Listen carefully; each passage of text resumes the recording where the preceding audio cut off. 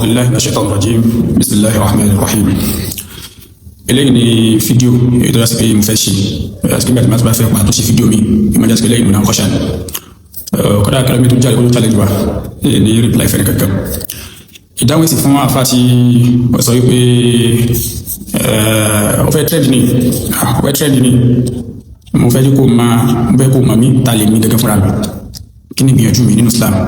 kí ni ìgbìyànjú mi láwùjọ, kí ni ìgbìyànjú mi lọ́dọ̀ àwọn tàjọ jẹ́ àwọn akẹgbẹ́ mi. kí lórí ọkọ̀ olóbíyà yìí Talhatu Abdullahi Al-Azhari, Talhatu Abdullahi Al-Azhari. ó fẹ́ trend ni ó máa wípé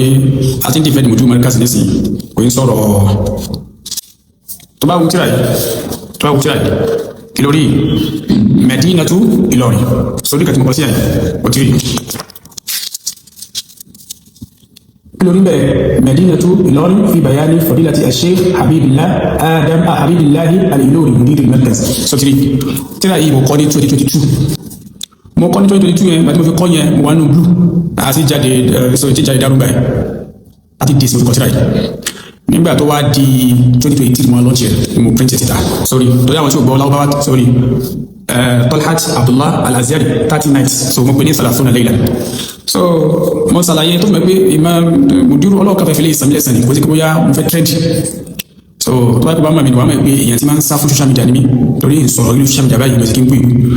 so gbogbo ọ̀rọ̀ tí bàbá mùdírù mọ̀ríkà sì sọ lórí pé Ìlọrin kò ṣe lè gbà bẹ́ẹ̀ ló ti kọ́kalẹ̀ mo tó wá láwọn àtúntọ́ ti ga tí mo ti kọ́ tí print rárá tó yá kí mùdírù ló sọ tó fi mọ̀ pé èmi tó orí mo jáde ìmọ̀ ní ṣọmọ kékeré tẹ̀sí pé ọmọ kékeré so mọ̀ àwọn tó bá máa ń ṣe tíra gbé lọ́wọ́ pé tíra tó bá tó fi colored paper kọ́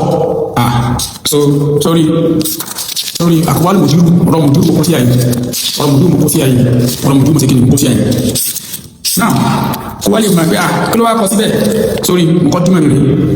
sórí Talhat Abdullah wọ́n tó já sí pé ọ sọ pé ọmọ kékeré ni mójútó ẹ̀kọ́ rẹ̀ sọ pé ní ẹni tí ó bá fi wúlò fún Islam ó ní okùn mú jáde kárí ẹni tí ó bá fi wúlò fún Islam ó ní okùn mú síta kárí lórí tẹ̀kídìm lórí ó kọ́ta lórí àyè Professor Dr. Mashood Mahmood Jimba wọ́n dẹ̀ jẹ́ lóòtẹ̀ pé bẹ́ẹ̀ ni èyí tó kọ bẹ́ẹ̀ ni ọ̀rọ̀ bàbá mùdírù mọ̀ríkà tó mú wá síbẹ̀ lórí pé Ìlọrin kò sílẹ̀ Yorùbá ọgbẹ́ni kọ síbẹ̀ àwọn nìkan kọ́ ní tẹ̀kírísì síbẹ̀ àwọn afápọ̀ tó wọ́n kó lórí pàmẹ́ kan láwọn dàkátìrà tó mẹ́ pé mo ju in tí ẹ̀ ń pè mí lọ àwọn ọmọ kékeré ni tí máa fi àwọn ìsàhámẹ́ntì mi hàn àwọn kan tí mo ti ṣe fún àwùjọ Islam pápá jùlọ nílẹ̀ Yorùbá rẹ̀ títọ́ pé ọmọ kékeré tí máa fi hàn ìwú pa ọ́ tó yẹ lómi ìgbà tó jásí pé di dókítà gan kò ní ọtí ìsìlájì tí mo ti ṣe so tó fi máa so mo mú káyọ̀ sọ pé inna madinata Ilorin laysat min al-buldan al-Yorubawiyya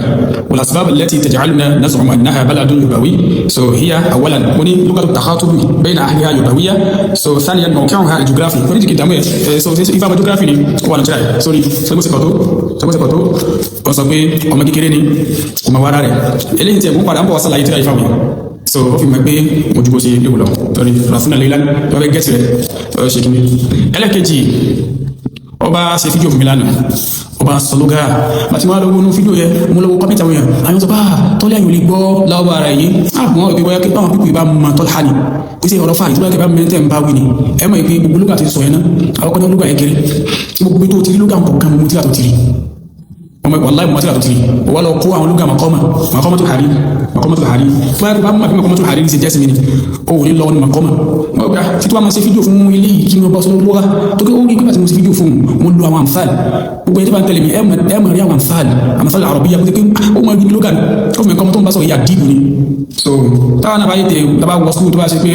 máa tètè gba dọ́kítọ̀ yìí tó wá ìgbà pòfẹ́sọ̀ kí ló wà bẹ́ẹ̀ kí ni ṣe tó bá wo tí mo ti tú tẹ́ ọkọ̀ mọ́tò àrí mo ti tú gbogbo ẹ̀tẹ́ yẹn láti muqaddima di al-maqam al-khamsun al-basriya mo ti tú gbogbo ẹ̀tẹ́ yẹn eléyìí tó fi lóga tí tó bá tẹ́lẹ̀ fún dìbẹ́tì mọ̀kọ́mà ó mọ̀ kíwù torí èmi ò dúró pé kò sí tẹ́lẹ̀ kan nínú mọ̀kọ́mọ́tò Hariri tí mo túmọ̀ rẹ̀ àmọ́ àwọn kẹ̀ náà ti ọ̀pọ̀ mọ̀kọ́mọ́tò Hariri tó mo túmọ̀ rẹ̀ mo fẹ́ ṣe fídíò yìí torí pé káwọn ilé mọ̀ wára wọn ọmọ kékeré ni so ẹgbẹ́ yẹn sọ pé mo dúró mẹ́kásì Mustafa wọn mọ̀kọ́mọ́tò Hariri nìkan kọ́ lọ́wọ́ ní Telegram ni wọ́n sáǹfààní káà so mi tún mọ̀kọ́mọ́tò Hariri tán mi tún mọ̀kọ́sọ́tì Ibn Durayd mi tún tán òun nìkan kọ́ tíra bàbá Sheikh Salihu Al-Kabari tó fi ṣe nàbàbí ṣe ṣáàrù nàbàbí kẹlìmì ojú nàta àwọn tíra mi wà bẹ̀rẹ̀ láti pé mo ti wá tú tààtì upgrade sí Telegram. So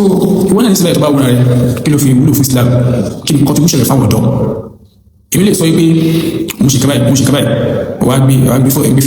fọ́tò ní káàkiri ọmọ kékeré ẹ̀sẹ̀ so ó mọ Mustafa bí lọ́kàlà àbíyà tó yẹ kó bá mọ Mustafa bí lọ́kàlà àbíyà ó yẹ kó máa sáré bí mo yẹ tẹ́lẹ̀ sí o èmi tí mo ń pè fún mi kọ́ọ̀ṣì kó yẹ oníyàwó mẹ́ta ọlọ́run yọ ohun jẹ àwọn ọ̀sẹ̀ yọ tó bá wà ní wàláhì yóò máa gba jíìpù ni torí ló kéwù ọjọ́ orí tí mo gbà tí mo fi kọ tíra tí mo kọ yìí ọjọ́ orí mi gbà yìí wallahi alazim tí máa sọ fún ẹ ó gbà ọmọ yìí ó dàbò gbìyànjú nígbà tí wọ́n fọ́ lọ́jọ́ orí yẹn ó tí ì dá kankan kọ́ wọ́n bá sọ̀rọ̀ fún yẹn ẹ̀ mọ́ sọ pé kọ́lọ́wọ́ sọ̀rọ̀ fún sọ wá rí eléyìí nǹkan kọ́ láàrin akẹgbẹ́ mi ọ̀gá tó ní mi tó ti rí sórí eléyìí sórí mẹ́kù fábalẹ̀ kò kó dáadáa láti ayé Jaiza Amir Shuara gbogbo ọmọ Nàìjíríà ní 2023 èmi ni number 1 ló yá kí mo sọ fún ẹ pé tí máa tún àwọn ogun mi kalẹ̀ fún sórí ọ̀rọ̀ tán sọ pé al-markazu daru sa'adatina wa ma muhibbu li-markazi qad sa'ida wa habibullahi imamul jundi wa nahnu li-jundu wa nahnu fida